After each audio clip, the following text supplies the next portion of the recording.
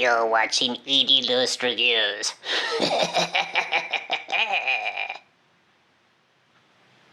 Hello everybody, I'm E.D. Lewis and welcome back to my channel. Sorry, I'm just really excited about this one. Okay, so you may be thinking, E.D., you had a video earlier today. Yes, I did. I had a poem video. Is it number 9? I think it's number 9. I could be wrong. Maybe it's number 10. Anyway, it's hard for me to keep track of numbers on my series. It's kind of like my Dracula series and some of my other series that I have. My Phantom of the Opera, my Frankenstein, my poetry one. Anyway, I had a poetry video earlier today. Please do check that one out if you have missed it. And yes, I'm doing 2 videos today. So, earlier today, the day I'm filming this, which is the last day, well, it's rather late at night, so it's probably technically Sunday morning when I'm filming this, but yeah. Anyway, so it is September 30, and earlier today, Tillery, the Mistress of Horror, filmed a little, no, she didn't film it today. She posted today a little original tag that I'm just really excited about. So we're going to do it right now. And it is the Hide and Seek Halloween tag created by author D.L. Tillery, the Mistress of Horror herself. And this one's a bit of a, I mean, they're all fun. I love every tag that I've done. But this one, I am very, very excited about because it's one of those choose your own adventure type ones. So, all right. Let's get started. There are 7 prompts, but you're only gonna, well, questions, sorry, but you're only gonna do 6 of them because there's a bridge question, so you'll be able to choose one or the other based on what an answer from a previous question. So, let's get started. Question number 1, if you could go trick-or-treating in any horror movie, book, or horror video game, which would you pick? I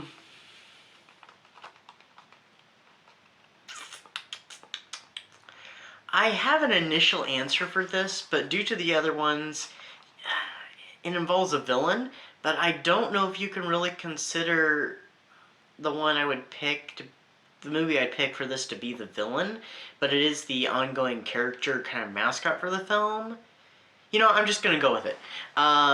Now, you'd think I would pick Halloween, and you know, but I'm not picking Halloween. I'm actually picking the movie Trick or Treat.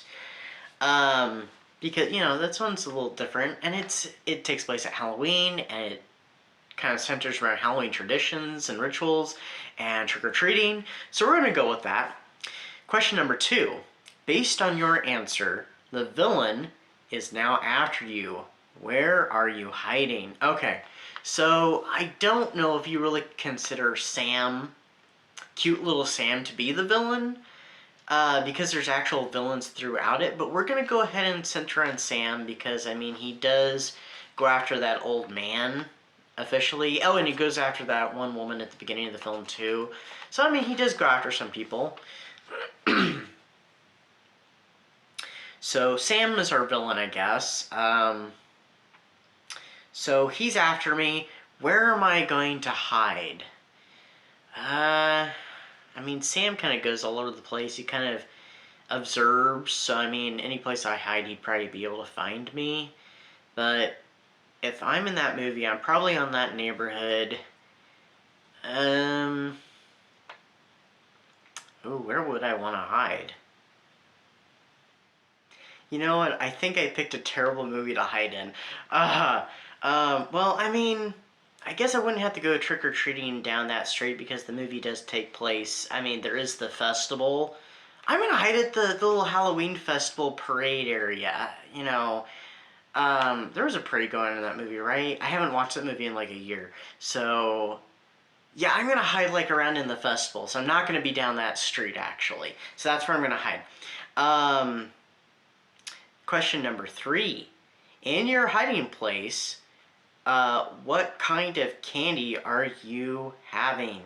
Well, since I'm kind of hiding in kind of a crowded area, I guess it wouldn't matter if I have something kind of noisy. So kind of my go-to candy. I'm not a big one for eating candy though, but kind of my go-to is the Kit Kat bar. So probably like one of the little Kit Kat minis, or bite size, whatever they are, that you get like the one little, you either get like the 3 or you get the one little stumpy one, depending. I'm gonna go with that. So Kit Kat mini. Number 4. The villain didn't find you yet. Good. You come to a dark old house. I must have decided to just give up and wander away. And go inside.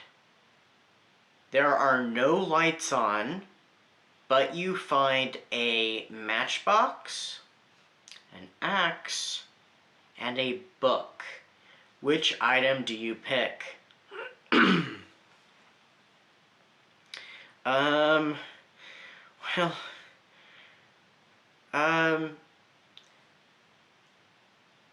I mean, a matchbox is, a box of matches, right? We're not talking about the toy car. I'm going to assume we're talking about a box of matches.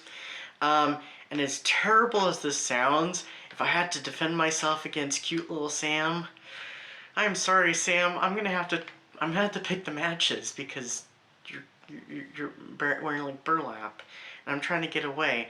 I hope you survive though, and just let me go. So I'm gonna go with the matchbox. Number 5. This is the bridge question.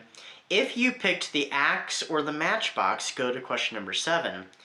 If you picked the book, go to question number 6. So I picked the matchbox, so I'm going to question number 7. All right, question number 7. The villain has you cornered,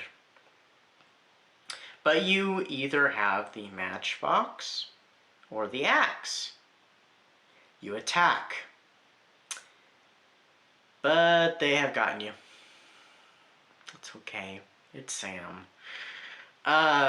What horror story stuck with you that no one made it out alive? Tag a friend and happy Halloween. All right, so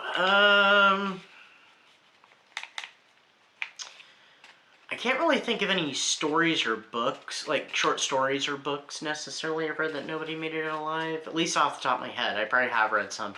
But I do know a few movies, and the one that comes to mind, I think, immediately is The Blair Witch Project. Now, I saw that movie in high school because we were reading the short story The Most Dangerous Game. And one of the ways to illustrate, how dark it is in that that jungle on the island, our teacher showed us a clip from the Blair Witch Project, and there are scenes in that movie that is like it's pitch black and you can't see hardly anything, and but we only saw that one scene. Well, later on, I decided, I wanted to watch it, so I think I borrowed it from somebody, and I watched it on a VHS, and yeah, I was freaked out. I know that the movie, by that point, it had been out for many years. It came out when I was a kid. I remember it coming out and stuff, and there was a big thing all about it. I knew it was, completely fictitious, but that ending just really freaked me out. Some people I've heard, some people were saying, like my teacher said, that the way that movie ended was so stupid and stuff. What was scary about that guy standing in the corner? Well, they kind of explained that earlier in the film, and if you think about the little story that one of the people they interviewed talks about, and it mentions someone standing in the corner and stuff, and you connect it with, the way you're supposed to connect it with that story, it is creepy. And so that just kind of freaked me out. I was a freshman in high school when I watched this movie. And, yeah, I have not watched that movie since. I have seen the sequel, I did rent the sequel though, and then I did see the other sequel. The first sequel was Blair Witch Book of Shadows, or Blair Witch 2 Book of Shadows, and the second, the kind of legacy sequel was called The Blair Witch. Yeah, so yeah, the Blair Witch Project did kind of freak me out, and I have not watched that one since. I think I've only watched each of the 3 movies one time, so. But anyway, who am I tagging? So the friend I'm tagging is Rod Gilly Writer.